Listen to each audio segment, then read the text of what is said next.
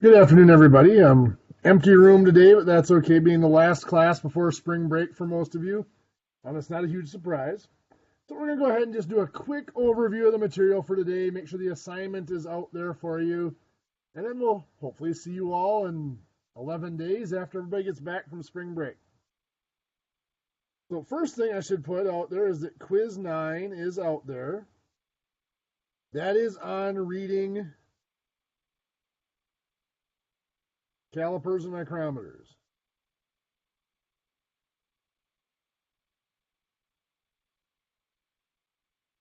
Before you jump in and do that, make sure you go back and double check to make sure you're absolutely sure of those readings. Remember, the big thing is the placing of the decimal point.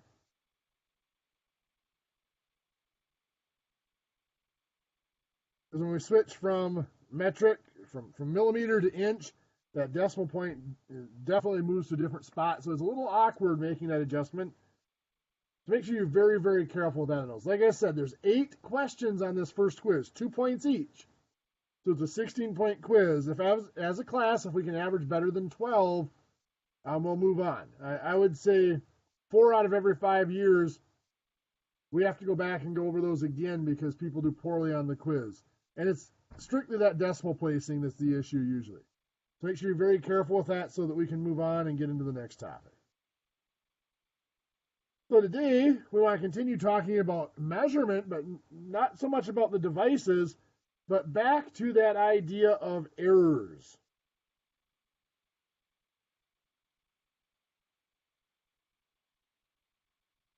I want to talk about types of errors.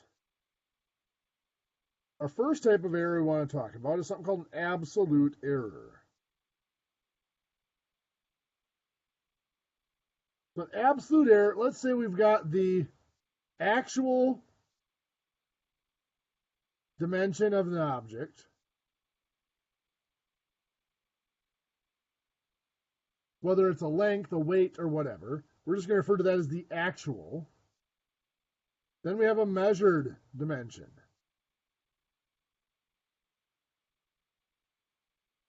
So again, length, weight, or whatever. We take a ruler to it, or we put it on a scale or whatever. This is what we measure, is that value of that object. So we're just going to call that measured. The absolute error is simply the difference between that actual amount and the measured amount. Now, I'm going to put these little bars around it. Those are absolute value signs. That means we don't care which one's larger. It's just how far apart they are. So this absolute error is always going to be a positive number. So we're going to have 2 examples here. We'll do example 1. And we'll do example 2. For example 1, actual amount, the actual size is 2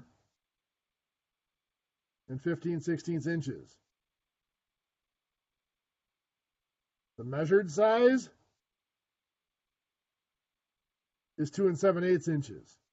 If I subtract those, I get a difference of 1/16 of an inch. That is my absolute error. Over here for example 2,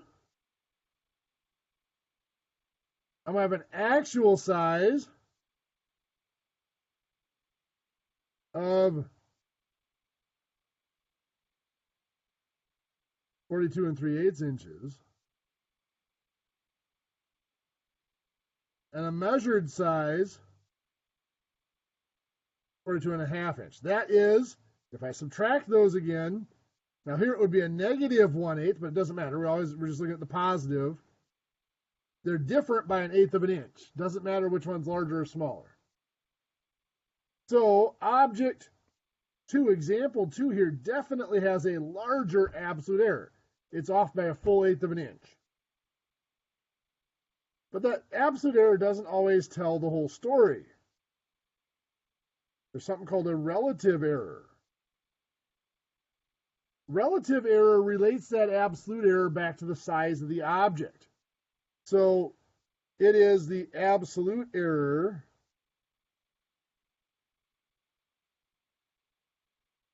divided by the actual size of the object. Now, in most cases, we don't have the actual size of the object, so we can substitute in the measured size if we want to.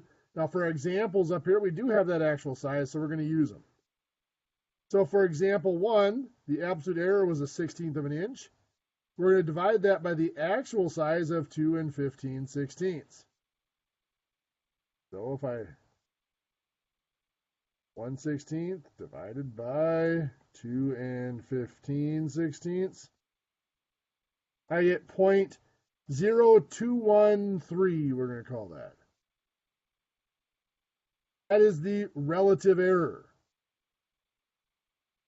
For example 2 over here, we have 1/8 of an inch over 42 3/8 inches.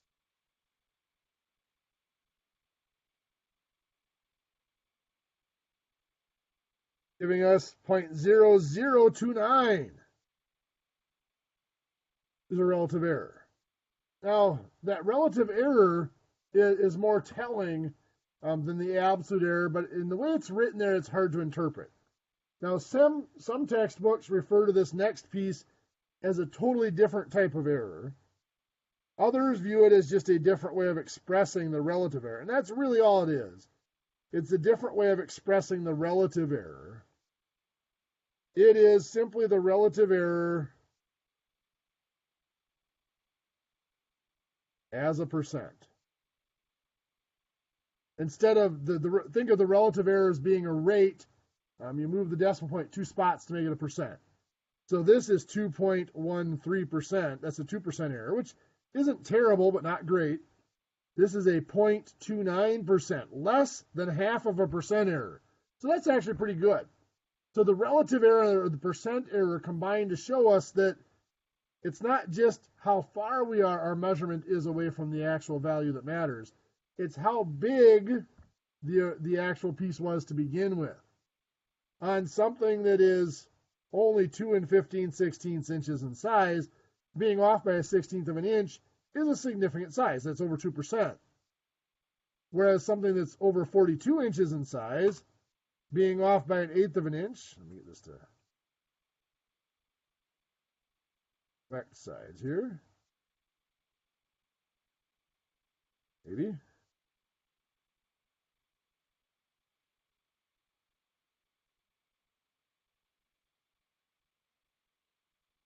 Oh.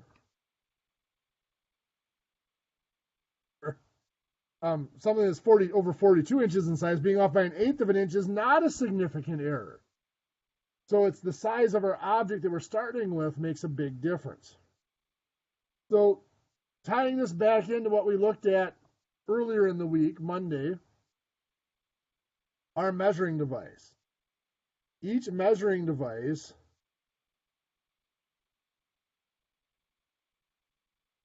has that built-in largest possible error.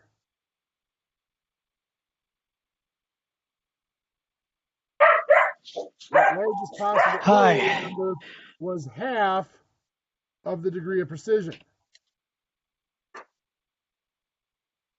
So we have to be able to match up that degree of precision of our measuring device with what it is we're measuring. So as we saw up here in this example 1, being off by a 1/16 of an inch was over 2% error for that small of an object. So if we're measuring something that's only just under 3 inches, we have to be careful not to use a measuring device. Now, plus or minus 1/16 of an inch, that would be a 1/8 inch degree of precision. We would have to make sure we're using a measuring device as a smaller degree of precision than an 1/8 inch. 1/8 inch degree of precision would not be good enough for that. Whereas for something that's 42 3/8 inches, a 1/8 inch error, that would match up with a 1/4 inch degree of precision. That would be adequate to be measuring only to within 1/4 of an inch on something that size if we are looking at being under a 1% error. Okay, so the next thing we want to talk about is dimensioning. So if we look at a drawing and we have an object like this that is dimensioned, like this as 0.750 inches plus or minus 0.005 inches. So this is sometimes referred to as a tolerance, sometimes referred to as allowance. There are two pieces here. This is called the desired value. Sometimes referred to as the ideal value. In a perfect world, that's what size we want this part to be. Now, a lot of people refer to this part as a tolerance. It's technically not a tolerance. It is an allowance. Since we know the world isn't perfect, this part is allowed to be up to 5,000 of an inch, slightly smaller or slightly larger than that desired value. So this creates what's called an allowable range. That allowable range is from our desired value, the 0.750 inches, minus our allowance. So that would be 0.745 inches, to our desired value of 0.750 inches, plus our allowance of 5 thousandths, giving us 0.755 inches. That is that allowable range. Now, the term tolerance, the technical application of the term tolerance, is the difference between these two measurements. There's actually 10 thousandths of an inch difference between them. That is technically the tolerance. Now, a lot of people use the terms allowance and tolerances incorrectly. So just be aware when you're working with these, don't pay less attention to the word and make sure you understand what it is actually referring to. So the way this is worded here, this is what's called an absolute allowance or absolute tolerance. Because the allowance is given as just an absolute amount, 5 thousandths of an inch, period. Very similar to our absolute error up above. But we could have something listed like this as 1.250 inches plus or minus 0.2%. This is a relative or percent tolerance or allowance, because that's given as a percent. So the size of the allowance depends on the size of that desired value.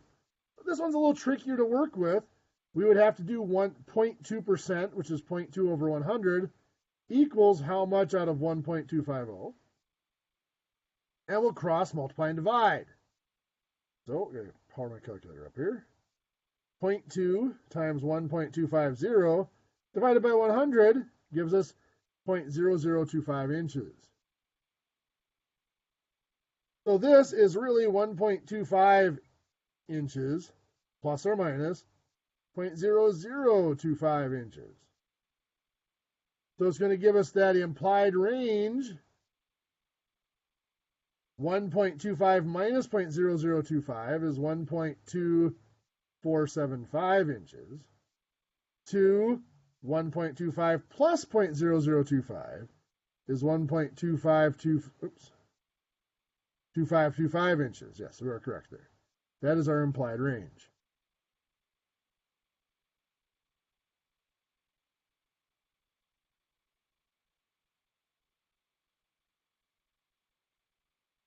We might have a range that's listed like this.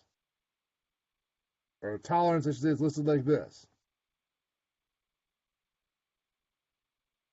0.800 inches plus 0.000 inches minus 0.010 inches. So what this is telling us is, our ideal value or desired value is still the 0.8 inches. In a perfect world, we'd want it to be exactly 0.8 inches. But in its function, in whatever we're using it for, it absolutely cannot be any larger than that. and it can be up to 10,000ths of an inch smaller.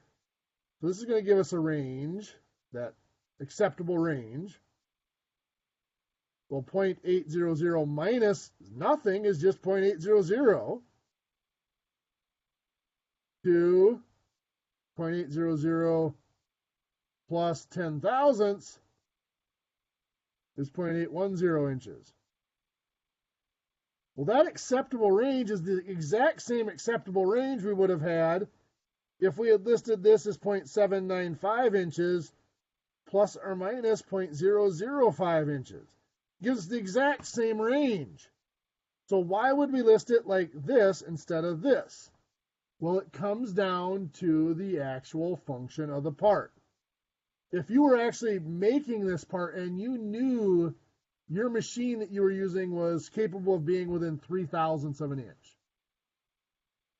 If the dimension is listed like this, we're just going to shoot for 0.795 and let it be off. Plus or minus 0.003 is going to stay well within that range. So we're good. But if it is listed like this, we know our machine is capable of being within 0.003. So having that 10,000 tolerance range is more than enough for us. We're not going to shoot for 0.795 anymore. We're going to shoot a little bit closer to the 0.800. So we might shoot for 0.796 or 0.797 even, because we know this is telling us we would prefer, if we have an option of being closer to one end of the range or another, this is telling us we want to be closer to the top end of that range. This is referred to as a unilateral tolerance.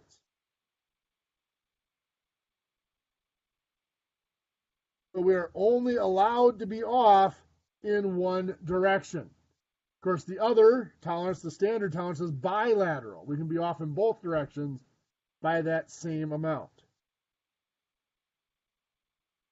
The reason we would want to do this, a unilateral tolerance, is because pieces work together.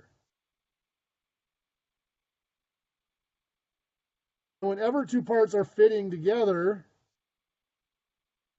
we have what's called a fit. And there are two main types of fit that we deal with. The first is called a clearance fit.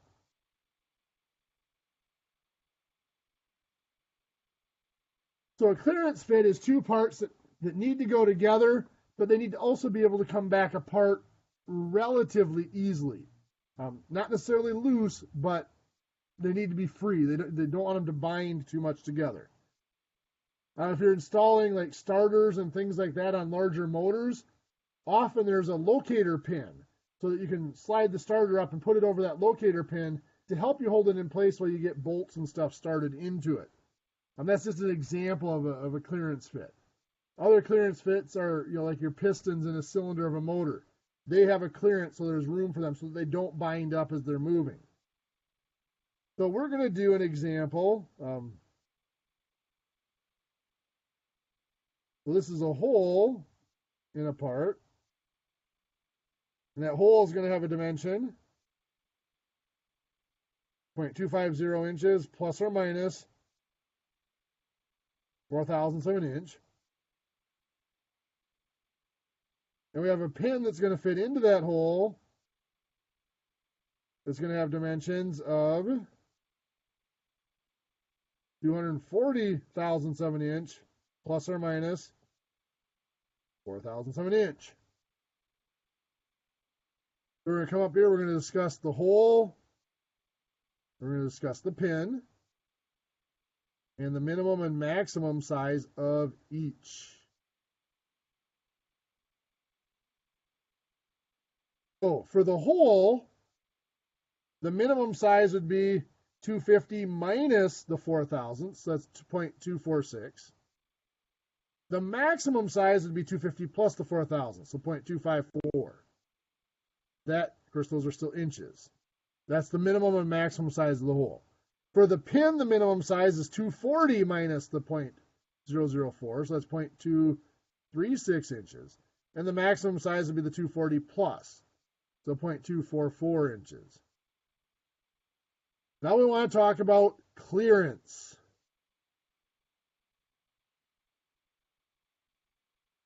The minimum clearance is when the hole is small and the pin is large. If I subtract those two, I get only 0.02 of an inch of clearance. The maximum clearance is when the hole is large and the pin is small. If I subtract those two, I'm getting 0.18 of an inch of clearance. Quite a range. I mean, plus or minus 0.04 of an inch does not sound like a huge allowance. But when there's two parts working together, if they end up on opposite ends of that allowance, it can make a huge difference in how those parts fit. In this case, both parts are clear that the 0.18 might actually end up being a little bit sloppy. The 0.02 might end up being a little tight. If there's any nicks or even some dust on that part, it might bind up a little bit trying to fit those together. And the second type of fit we have is called interference fit. An interference fit, parts actually are designed to fit tightly together so that it takes some considerable force to pull them apart. One of the biggest examples of this I can think of is on an engine block, the frost plug. The frost plug is actually what's called a pressure fit, which is a form of interference fit. There's nothing holding that plug into place other than the fact that the plug is actually slightly larger than the hole it goes into. So this might be 1.250 inches plus or minus 0.004 inches again. Over here, this might be 1.240 inches plus or minus 0.004 again. So let's look at now the plug and the hole. And again, we're going to look at minimum size and maximum size for each. For the plug, the minimum size is the 1.250 minus the 0.004, or 1.246 inches. And the largest would be the 1.250 plus the 0.04, so 1.254 inches. For the hole, the minimum size would be the 1.240 minus the 0.04, so 1.236. And the largest, the maximum, would be, if we add those, 1.244 inches. Now, we're not talking about clearance anymore. We're talking about interference. So the maximum interference, which is what we want, the larger interference is where it fits the tightest, is when the plug is large and the hole is small. The difference there, well, again, is 0.18 of an inch. That might be actually getting a little harsh to try to fit that together. The minimum interference is when the plug is small and the hole is large, and there we only have 0.02 inches of interference. It'll go in there and it'll stay, but it won't take a whole lot of pressure to push it back out at that point. So again, here's an example. We want that part that's going inside to be slightly larger, so it has to be forced inside so it'll stay there. But it doesn't take much allowance. 0.04 of an inch is actually probably too much. I mean, the automotive industry, this is the problem they have with aftermarket parts. A lot of aftermarket parts, there's two types of aftermarket parts. One is off of a design where they will actually get, once a patent expires, they actually get a hold of the patent and they can use the actual design dimensions of the part in order to produce them. Those are pretty good. But the second type is they buy up a bunch of the actual parts. They measure, by bunch I mean like 20 or 30 of them.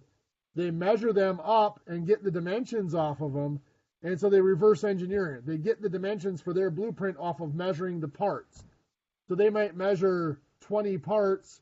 And of course, they're all going to be slightly different because they have that allowance in them, plus or minus however much. Then they just take the average of those dimensions, and that's what dimension they put on their blueprint for producing their aftermarket part. So you can see there's a chance that the 20 parts they bought were all on the large side of that tolerance, so the dimension they're shooting for might be on the large side of that tolerance. Even if that's only 1 or 2 thousandths of an inch off, you can see that might have a huge effect on interference and clearance fits like that. Okay, so being the last day before spring break, I'll take it easy on you. Remember, quiz 9 is out there for you to do. And your homework, page 198, exercise 4.7, 1 through 41, the odds. Dealing with these errors and tolerances and allowances. We have about 20 minutes left here. I'll give you that time to work on your homework and that quiz if you like. I'll be here to answer any questions.